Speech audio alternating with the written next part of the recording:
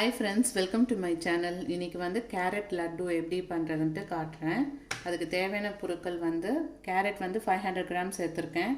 அப்புறம் தேங்காய், திருவின தேங்காய், முந்திரி, திராட்சை, கொஞ்சோண்டு ஏலக்காய் தூள், சர்க்கரை, கண்டன்ஸ் மில்க்கு, கேசரி பவுடர் கொஞ்சோண்டு கலருக்கு, அப்புறம் 2 ஸ்பூன் நெய். எப்படி பண்ணுறதுன்னு காட்டுறேன் உங்களுக்கு. 3 ஸ்பூன் நெய் ஊற்றிக்கிறேன். ஃபஸ்ட்டு நம்ம முந்திரியும் திராட்சையும் வறுத்து எடுத்துடலாம். நெய்யில் முந்திரி வந்து கொஞ்சம் கோல்டன் ப்ரௌன் கலர் வந்தோடனே எடுத்துடலாம். முந்திரி வந்து நல்லா குட்டி குட்டியாக இந்த மாதிரி குட்டி குட்டியாக கட் பண்ணி வச்சுக்கோங்க. இது கொஞ்சம் கோல்டன் ப்ரௌன் கலர் வந்துட்டு அப்புறமா திராட்சை, காஞ்ச திராட்சையும் இதில் போட்டு எடுத்துக்கலாம். முந்திரி எடுத்துடுறேன், காஞ்ச திராட்சையும் போட்டுக்கிறேன், அதையும் எடுத்துக்கிறேன். ஓரளவு இதுவாயாச்சு, எடுத்துடுறேன். இப்போது நம்ம சீவி வச்சுருக்கோம் இல்லையா அந்த கேரட்டு, அதையும் இதில் சேர்த்துக்கிறேன். ஃபஸ்ட்டு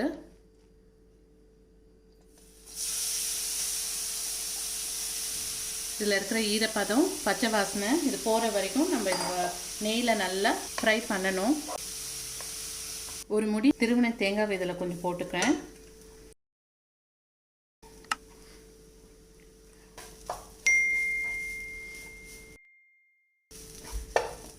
கேரட் நல்ல ஈரப்பதம்லாம் போயிடுச்சு. அப்புறம் நான் தேங்காய் சேர்த்துருக்கேன். தேங்காவும் நல்லா இதோடு சேர்த்து ஃப்ரை பண்ணி எடுத்துக்கணும். தேங்காவும் நல்லா அந்த ஈரப்பதம் போகிற வரைக்கும் ஃப்ரை பண்ணிக்கலாம். கேரட்டும் தேங்காவும் நல்லாவே இதுவாயாச்சு, ஃப்ரை ஆகிடுச்சு. நல்ல பவுடர் மாதிரி பாருங்கள். ஒரு 2 ஸ்பூனு மில்க் மேட் நான் சேர்த்துக்கிறேன். இது மில்க் மேட்லேயும் பண்ணலாம். சரி, நான் கொஞ்சோன்னு தான் சேர்த்துக்கிறேன். ஃபுல்லாகவே மில்க் மேட்லேயே, இதை சக்கரை இல்லாமல் நம்ம மில்க் மேட்லேயும் பண்ணலாம். அதை நான் இப்போ வந்து சர்க்கரையில் பண்ணி காட்டுறேன் உங்களுக்கு.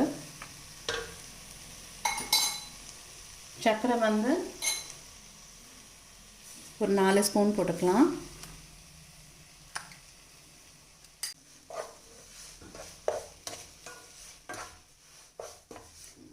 ஸ்வீட் அதிகமாக வேணும்னா ஒரு ஸ்பூன் எக்ஸ்ட்ரா கூட நீங்கள் போட்டுக்கலாம்.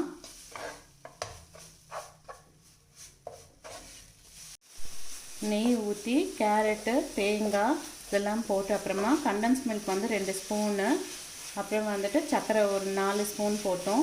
இந்த சர்க்கரை போட்ட அப்புறமா இந்த தண்ணியெல்லாம் இருக்குது பாருங்கள், அப்படியே விட்டு இங்கெல்லாம் சைட்லலாம் இது இந்த தண்ணியெல்லாம் இல்லாத மாதிரி நல்லா ஃப்ரை பண்ணி எடுக்கணும். கொஞ்சம் கூட ஈரப்பதமே இதில் இருக்கக்கூடாது. அது வரைக்கும் நல்லா இது வந்து கலரி விட்டுக்கிட்டே இருக்கணும். இதுலேருந்து அப்படியே ஈரப்பதம்லாம் போயிடும். ஒரு பிஞ்ச் ஏலக்காய் தூள் போட்டுக்கிறேன். இந்த கேரட் கலரே போதும்னா விட்டுடலாம். நான் வந்துட்டு கொஞ்சோண்டு கலரும் கொஞ்சம் சேர்த்துக்கிறேன் லைட்டாக.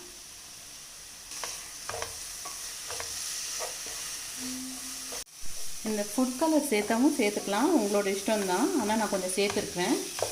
இப்போ நான் வந்து முந்திரி திராட்சை இருக்குல்லையே அதையும் சேர்த்துக்கிறேன். வீட்டில் பசங்களுக்கு கேரட் பொரியல் பண்ணி கொடுத்தா வேணான்னு சொல்லுவாங்க. சரி, இந்த மாதிரி லட்டுவோட அந்த கடலைப்பருப்பில் லட்டு கொடுக்குறதோட கேரட்டில் நம்ம லட்டு பண்ணி கொடுத்தோன்னா பசங்க விரும்பி சாப்பிடுவாங்க. நல்ல வாசனையாகவும் இருக்குது. நான் தட்டில் வச்சுட்டு உங்களுக்கு காட்டுறேன். பண்ணி முடிச்சிட்டேன். இப்போ நல்லாவே ஆற விட்டுடணும். இதை ஒரு 5 மினிட்ஸ் நல்லா ஆறிட்ட அப்புறமா நம்ம இதை உருண்டை பிடிச்சி வச்சுக்கலாம்.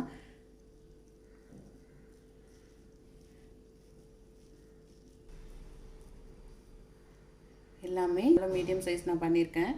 எல்லாம் பிடிச்சிட்டு காட்டுறேன். ஓகே ஃப்ரெண்ட்ஸ், நான் வந்து கேரட் லட்டு பண்ணிட்டேன். நீங்களும் அதே மாதிரி ட்ரை பண்ணி பாருங்கள், அவ்வளோ நல்லாயிருக்கும். பசங்களுக்கு வந்துட்டு இது வெறும் கேரட் லட்டுன்னு சொல்லாமல் இந்தான்னு கொடுத்து பாருங்கள், அவங்க சாப்பிடுவாங்க. அவ்வளோ டேஸ்ட்டாக நல்லா இருந்தது.